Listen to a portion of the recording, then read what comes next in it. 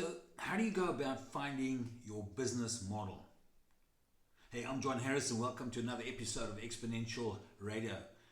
We've been talking all things exponential with regard to organizations, and we've spoken about your MTP, getting a community, building a team, getting your breakthrough idea, your business model canvas, your exit model canvas, and now we're going to talk about your actual business model.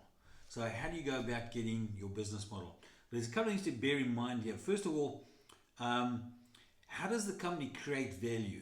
So what is it that you do that you create value and hopefully create value that's more than anybody else is providing in the similar industry? How does your company capture value? And how does your company make money? How's it sustaining itself? Now, these are pretty obvious questions, but you need to think quite deeply about them and understand so that you can extrapolate exactly what it is that you do to do these things. And when it comes to the exponential organization, you're looking at building a platform as one of the key elements. So similar to that Airbnb we told you about, where you've got people coming in looking for accommodation, and you've got people that have accommodation coming onto the platform. That's the simple idea. And then you can have an ecosystem, things like Google, who's not one particular thing. There's many types of assets that they have. So it's not exactly one thing. It's not just information. It's got various parts. There are quite a lot of components to Google itself, whether it's a drive, whether it's emails, whatever it is. That's an ecosystem. Then the next thing you look at is having a set of protocols in place that can help you get that decentralized automation and be able to deliver things, because it's very difficult for people to compete. I mean, everything is basically coming down to zero. So, the materials, the more and more materials are being manufactured, and they're looking now at being able to manipulate molecules, so to design a materials. So that price could drop down radically. Manufacturing through automation, through robotics. Your intellectual property being created by AI itself. So these are all going to be coming down to next to zero or nearly at zero. So these are things that you're going to have to think about when you build that business model. Okay. The thing about it, there's a couple of points I just want to bring out the power of this thing, and the one is immediacy. So you can get that out to the globe, the connected globe, immediately. So it gives people early access. If you have a very good product or service and you're utilizing a platform, you're utilizing the internet, etc., you can get it out to a very large audience very quickly. The next thing is it can be very personalized. And that tailorization, that personalization is going to ever evolve, where it's in the end going to be per user just about. That's where it's going to come down to. Specifically with going from generative AI to general AI to super AI. So these things are going to change as we go along, and are going to be more and more focused on individual. That's why I've said all along that I do believe that with AI, and with technology itself, it's always been moving towards the individual. It evens the playing field. Although we've got big companies trying to grab control of these things, we have governments, we have military, etc., all taking control of their various aspects of AI. AI in itself, in its essence, will gravitate towards the individual because that's its modality. The other thing is interpretation.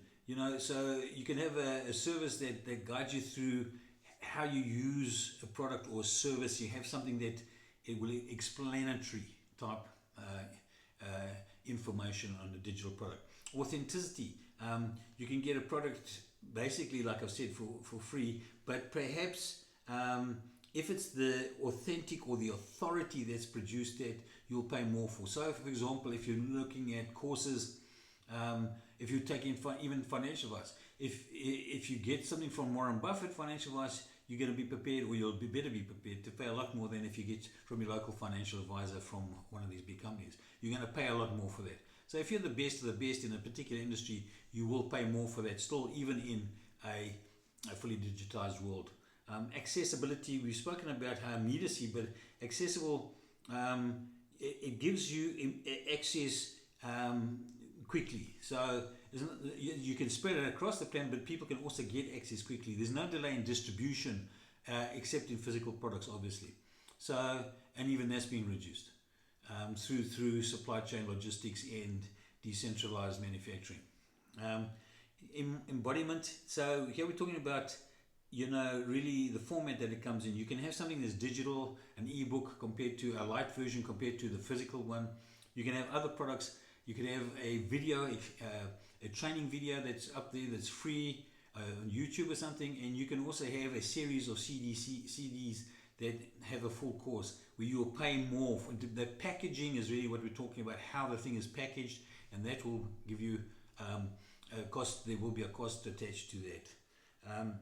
Sponsorship, if there are a lot of things that people are very interested in, and meaning is a very big thing nowadays, and it's going to become more and more relevant as time goes by with the advent of this advancing technology. So with that, you're going to have people that are willing to sponsor and put money in towards this. You have these platforms, Kickstarter, etc., where people get involved in products that they're interested in for a small type of return, whether they get first in line for the product, or whether they get a light version, or they get a version for free. They can invest in these things up front. And people sponsorship themselves. There are big companies that want to get involved in a lot of these things, these startups. Findability, obviously, being on a platform gives you that ability to be found, and obviously then if you have for example a service in the form of a course, let's say in guitar playing or whatever it might be, you can put that up on various platforms where people can then find you. So that findability is very important. For example, Udemy or whatever it may be.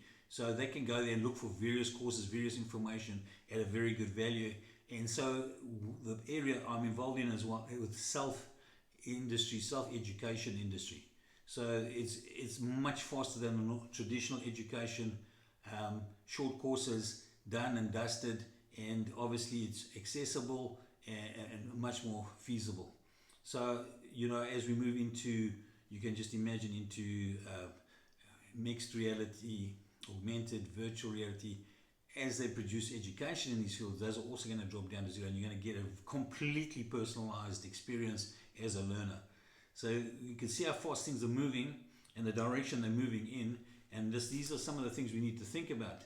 The last one on my notes that I had here was just talk about the unbundling in a chain of a business chain. So you may have you may be in real estate, and you may be in building and construction, you may be in maintenance, you may be in rentals, you may be buying and selling, you may be in flipping, whatever it is, and you may be unbundling various aspects or rebundling. But with the advent of a platform and of particularly these advancing technology, especially exponential organizations, a lot of rebundling will happen within synergy, things that have synergy within an industry. So those things are going to come back together, and because of the technology, it takes care, it breaks down those silos, has that ability to do those things. We've spoken about this with regard to blockchain. So those are very interesting things, that was the next phase really of building out your exponential organizations, just looking at the business model that you're going to have for your business. As usual, you can go and get some information at John Arthur Harris blogspot.com, and we'll see you in the next episode.